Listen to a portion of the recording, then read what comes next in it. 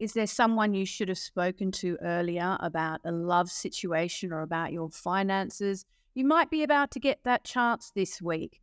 Hear about it now in the Mainly Moonology podcast. Welcome to the Mainly Moonology podcast. I'm your host, Yasmin Boland, an award-winning astrologer and the Sunday Times best-selling author of books including Moonology and creator of the Moonology Oracle cards. My intention for this podcast is to help you understand how you can create your dream life using mainly Moonology, the moon, as your guide. So hello. How are you doing? This is a big week, even though there's barely any astrology happening, so to speak. The one big astrological aspect we have this week is Mercury, the planet of communications, is going to be meeting Venus, the planet of love and abundance, which now be aware that Venus is currently retrograde in the sign of Leo. Okay, so Mercury is the planet of communications. It's the planet of the mind, wherever your Mercury is in your chart will show you how you communicate, how you listen, how you talk, how you write, and so on. Right now, anyone born right now is going to be born with Mercury in Leo because Mercury is currently moving through the sign of Leo, which is a great sort of alignment and a placement that happens at least once a year because Mercury is our mind planet. Leo is the sign that knows it's fabulous, darling, and we all have Leo somewhere in our chart. That's where you think you are fabulous, darling. So Mercury in Leo is great if you need to speak, theatrically, with confidence, magnanimously. If you need to think confidently, you need to, think like a superstar. If you've been through a period of self-effacingness, for example, put other people in the sort of up on a pedestal and think, oh no, I'm just, silly old me, little old me, and they're amazing. And, that's something that all of us can fall victim to doing from time to time. Now, though, Mercury is in the sign of Leo, the fabulous sign of Leo. Leo is the king of the zodiac. It's represented by the sun, which, all the other planets revolve around. Maybe it shows my age, and it does, but I'm going to say it anyway. Two really famous Leos who really encapsulate the Leo energy are Madonna. Now, I know Madonna's really getting on a bit, aren't we all? And she's now becoming more famous for all her, plastic surgery that she gets to try and stave off the years. But back in the day, Madonna was a groundbreaker. At one point, she was the biggest star in the world, I would say. I think that's fair to say. She actually became a billionaire off the back of her music.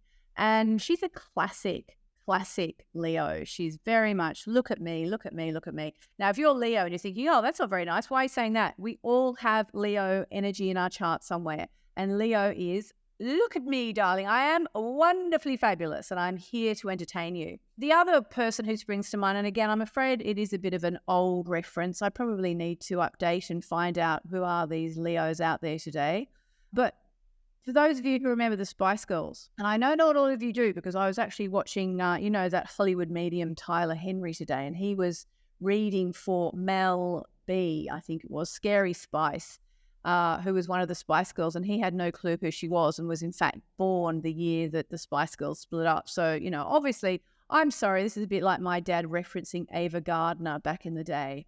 But for those of you who know what I'm talking about, that's Leo energy. And for those of you who don't know what I'm talking about, the Spice Girl who's Leo and so Leo is not actually Mel C or B. It is, of course, Ginger Spice, who was, the absolute center of attention or wanted to be back in the day. So, yes, I feel like I've referenced these ancient history pop stars. If you don't know what I'm talking about, just think of someone sort of coming down the stairs on a big stage show, backlit with, say, feathers and, high heels and pearls and not much else, just kind of coming down to really loud music saying, I have arrived. Okay, so that is the Leo energy, which I've managed to explain while making myself feel and sound 500 years old. Leo loves to be a showstopper. It loves to be center of attention. So Mercury in Leo means that people are going to be looking for attention. They're going to be saying things for attention and so on. And this week, Mercury is conjoining Venus retrograde in Leo. So That's a really big deal. Venus going backwards in Leo is actually going to be quite humbling for a lot of people. It's going to be people saying, oh gosh, was I like a bit big for my boots? You know, did I sort of show off a bit and now I need to take it back? Do other people not think I'm quite as fabulous as I thought I was? And, you know, if there are conversations to be had around this, then this is going to be a good week for it as Mercury and Venus meet in Leo. So now if you're the person who's been humbled and you're feeling a bit like, oh God, I didn't see, you know, I didn't feel, I didn't realize that's what people think, for example, it's okay. It's okay. That's what this cycle is about. And if there's someone in your life who's eating a bit of humble pie, you know, do as you would be done by. Don't crow in their face and like, ha, told you. You know, just be gentle. Be as gentle as you can. Remember, Venus retrograde is a time to reevaluate anything and everything. So if you're wondering if you've done the right thing, if you are reevaluating anything from the last 18 months and thinking, oh my God, what was I thinking? Or you've reevaluated something and realized, actually, it used to matter to me. It doesn't matter anymore to me. Now is the time to process all those feelings. Now is the time to reevaluate everything in your life. And actually, because of the Mercury connection this week, it's also the time to talk about it. Talk about it. So after Mercury moves through Leo, we are going to see Mercury moving into the sign of Virgo. And it's a very, very different energy. Mercury in Leo is brash. It's like I said, look at me. I'm fabulous. You know, let's talk about how fabulous I am. Enough about me. Let's talk about what you think of me. Sort of that. Mercury moving into Virgo is a very, very different energy. Mercury in Virgo is humble and chaste and organized, and it doesn't want to come down the stairs in the spotlight wearing feathers and knee-high boots and pearls, and that's it. It wants to come down, buttoned up, you know, ready to help, ready to get organized. The energy is really, really going to change from the start of the week to the end of the week. So, you know, on a practical level, as Mercury now moves into Virgo, it's time to really, for one thing, start to get organized in your thoughts. You know, if you've been a bit all over the place, Mercury in Virgo is going to be more detail-oriented. It's going to be easier to organize your thoughts, your life, to make some plans for the future. I'm thinking of my son actually right now, who we're on holidays, and he's kind of doing a tiny little bit of work while we're here towards his university admissions tests and all that sort of thing. But he's sort of really just wanting to go for a swim, which I can't blame him. He studied really hard for his exams and, you know, lie in bed, look at his phone and stuff like that. That's all fine for now, baby cakes. As Mercury moves into Virgo this week, it's going to be a time to say, okay, now I need to get organized. I don't know if he can hear me. He's not in the room with me. But you know what? It's happening on July 28th, Louis. So you've got until July 28th. Really, really good time to start to then get organized and make some proper, you know, plans for the future, make schedules, timetables. In his case, hopefully he'll make a study timetable and a reading timetable. But you think about what you've got going in your life. Start to make some timetables. Virgo loves timetables, so it's a very good time to get organized. If you're in the Northern Hemisphere where I am, then that's very much I don't know, did you hear what I was saying? My son's just walked out looking at me, smiling. I'm recording the podcast. Yes, darling. No, it's not live. He's just giving me a thumbs up. Yeah, so if you're in the Northern Hemisphere, it's all about, you know, getting ready back to school if you're a parent or a student. And if you're in the Southern Hemisphere, it's probably going to be more about what do I need to finish up before that glorious long hot summer arrives. Also, with Mercury moving into Virgo, you know, it's a really, really, really good time to think about practicing mindfulness, to maybe even starting a meditation routine. Virgo has a very analytical nature. It can actually lead to overthinking. So be aware that for as long as Mercury is in Virgo, which it will be for a few weeks, it's a really good time to engage in mindfulness practices to stay present, avoid unnecessary stress, and generally start to get your head in order. That's definitely another thing to put on your list of things to do while Mercury is in Virgo. So what else? Okay, also, while Mercury is in Virgo, it's a really good time to be thinking about health and wellness. Health and wellness. Why? Because Virgo governs health, especially alternative health. So pay extra attention to your well-being. If you know you need to get yourself into better shape, it's a really good time to do yourself a schedule of the exercises you're going to do, or the yoga, or the walking, or whatever. And think about, healthy routines that are going to be realistic, that you can focus on, and, maybe commit to a 12-month thing where, or actually less than 12 months. So until the next Mercury in Virgo cycle, maybe commit to doing that. And I'll keep you up to date about when Mercury is back in Virgo. And if I forget and you end up doing exercises for the rest of your life, well, that's not that bad either. Okay, so what about the fact that Venus is still retrograde? Let's recap. Venus retrograde's effects on relationships and self-worth. So Venus is all about love and abundance. And when it goes backwards, it's about reevaluating anything to do with love and abundance, anything to do with relationships, self-worth, and also about connecting to the past. For some people, it's a really good time to get back in touch with an ex. Actually, here in Malta, one of my friends has just been contacted by someone she had a sort of summer fling with a while ago, and he's back in touch. That's the kind of thing that can happen. And it can be because, maybe the timing wasn't right last time, and maybe this time it's going to work out. Or it can be because you need closure. It can be maybe you're in a partnership and you've done something really stupid, and now you're going to try and take it back and see if, you're going to get a second chance or not. And it can be a time when, if you really want to reconcile with someone, you can. I've actually written an article for the Daily Mail about this, and it starts off with a story about one night when I was at home, and there was a banging on the door, and I opened the door. It was this sort of dark, cold, rainy night. Venus was retrograde, and there was this guy in front of me who was my friend's ex-boyfriend, and he was in a complete state as he stood there on the doorstep. He didn't want to come in. He just wanted to say, Yasmin, what can I do? She's dumped me. I love her. What can we do? And I said, well, look, Venus is actually about to go. I think Venus was about to go retrograde. It wasn't retrograde yet. And I said, if you're going to get back together, Venus retrograde is the most likely time.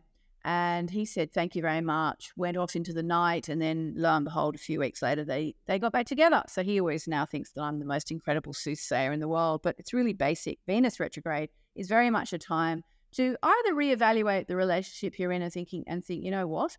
Actually, I don't love this as much as I thought I did. But it can also be a time where you reevaluate and think, oh, God, I've been taking this person for granted. I've got to do something about that. And also be aware that you can feel a little bit detached from your partner while Venus is retrograde, because it's a time to sort of step back and look at the thing and reevaluate. And it can be a time where you do feel a little bit separate from your partner. So use this period to reflect on your relationships, also on your relationship patterns if you're single. Think about the relationship patterns you've had and how you would do those things differently in your next relationship, and also address any unresolved issues you have with your partner or your ex, and communicate as openly as you can, especially this week when Mercury and Venus will be together. It's also a really good time, Venus retrograde, to cultivate self-love.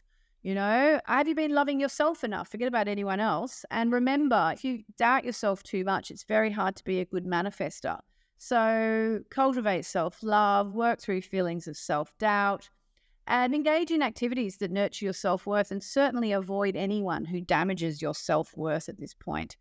Also, if love and abundance are not on your agenda, it's actually also a really good time to explore old creative outlets. Visit old creative outlets that you loved during this time, and, maybe gain some fresh perspectives on that creative process.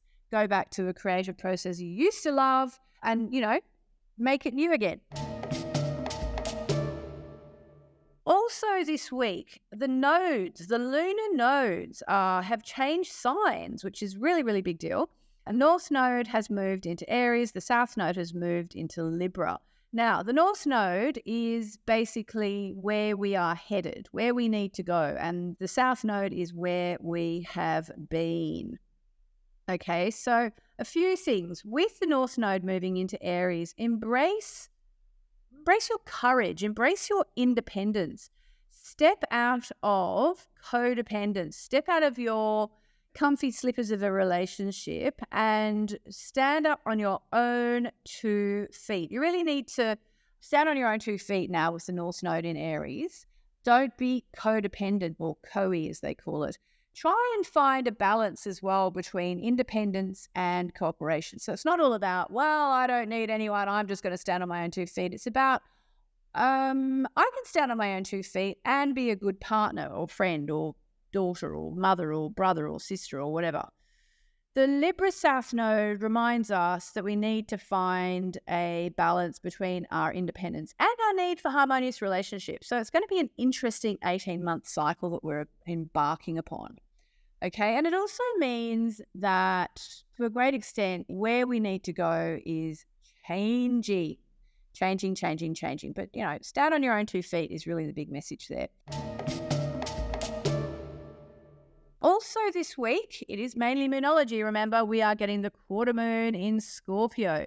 Now, this is a very interesting quarter moon because it's on the exact same degree of the eclipse, the new moon eclipse we had in Scorpio in October last year. Okay, so that's very interesting. Now, I'm just going to say that eclipse had a big effect on the former British Prime Minister, Boris Johnson. So let's see if that guy reemerges in the news here in the UK. And if you watch CNN, he'll probably pop up on there as well. Be interesting to see if that happens, because that eclipse basically eclipsed him. He ended up losing the prime ministership, and now he's even resigned as an MP. Let's see if he's somehow back in the news this week. But also remember, in general, the quarter moon in Scorpio is very much a time, because it's just come after the new moon, it's a time to really think, what are my goals and how well am I working towards my goals? How well am I working towards making my wishes come true that I made at the new moon? And, what challenges are coming up for me now that I need to overcome if I am serious about making my new moon wishes coming true? Scorpio, of course, always calls for emotional introspection, so it's a really good time for that. Dive deep into your feelings and, also acknowledge any emotional blocks you have, because emotional blocks keep us from moving forward. One of the best ways I know to work with emotional blocks is through meditation. EFT/tapping is also really good. And also, if you don't really feel like you can do it yourself, acupuncture is amazing for clearing emotional blocks. It's also a time to release and heal and, remember the whole Scorpio paradigm of the phoenix that rises from the ashes. The nodes are also squaring Pluto. That's huge. Basically, now is a time to try and break through from the past. If you haven't signed up for it yet, I have a workshop on July 30. It's free when you buy a copy of my Moonology diary or my Moonology desk calendar from www.reclaim2023.com. We've called it Reclaim 2023 because it's all about, the astrology of the first half of the year has been a little bit challenging. Now we're getting into different energies and it's going to be much, much easier. So if you haven't got your ticket yet, go to reclaim2023.com, buy your Moonology desk calendar or diary and register on that page. If you've already bought the Moonology diary or desk calendar, you haven't registered it, just get your transaction receipt number and go to reclaim2023.com, sign up there, and you will go into the system and you'll get all the notifications you could possibly want for signing up, for getting into the workshop on July 30. It's going to be great. All right, well, I hope that helps you navigate this week. I hope you have an amazing week. And I'm very much looking forward to speaking to you next week when we're going to be talking more about the astrology and the Moonology and the planets and the sun, moon and stars and all those amazing things as we do every week here on the Mainly Moonology podcast. Lots of love. I hope you enjoyed this week's episode of the Mainly Moonology podcast. If you'd like to stay updated with the moon and Moonology and astrology and all the other things we cover, be sure to subscribe to the podcast via Apple Podcasts or Spotify. You'll be notified whenever a new episode is up. Also, it would mean a lot to me and my team if you could leave us a glowing 5-star review on your podcast platform of choice, please. That actually helps more people find us too, which spreads the love and surely also brings you amazing karma for taking a moment to help us out and to help other people find the podcast. Have a great week, and I hope to speak to you next week. Lots of love.